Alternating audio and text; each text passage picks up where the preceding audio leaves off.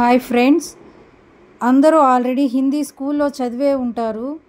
కానీ కొద్దిమంది మర్చిపోయి ఉంటారు కదా. అలాంటి వాళ్ళ కోసం హిందీని తెలుగు, ఇంగ్లీష్ ద్వారా ఈజీగా ఎలాగా నేర్చుకోవచ్చో చూద్దాము.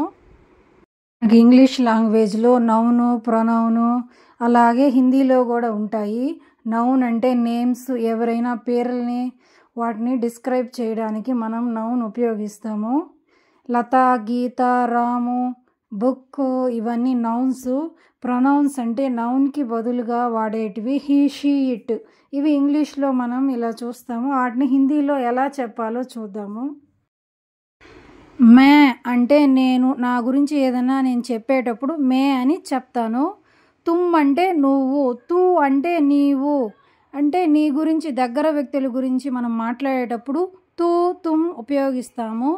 ఆప్ అంటే తమరు, మనకు తెలియని వ్యక్తులతోనూ లేదా పెద్దవాళ్ళ గురించి మనం మాట్లాడేటప్పుడు ఆప్ అని ఉపయోగిస్తాము. ఆప్ అంటే తమరు అని అర్థం. ఇప్పుడు ఆమె, అతడు, అది, అక్కడున్న వాటి గురించి, అక్కడున్న వ్యక్తుల గురించి మనం ఏదైనా చెప్పాలంటే వహ్ అని ఉపయోగిస్తాము. వీటి మూడిటికి వహ్ అనే వాడతాం హిందీలో.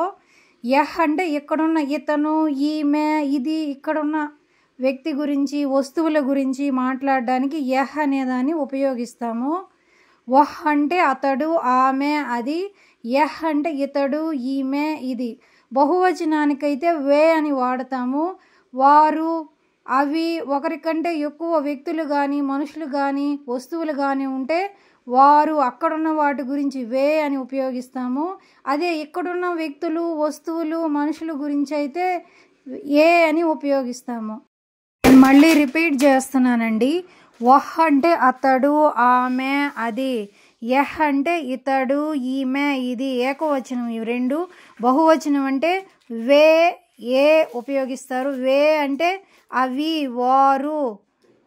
ఏ అంటే ఇవి, వీరు, ఇవి అని అర్థం.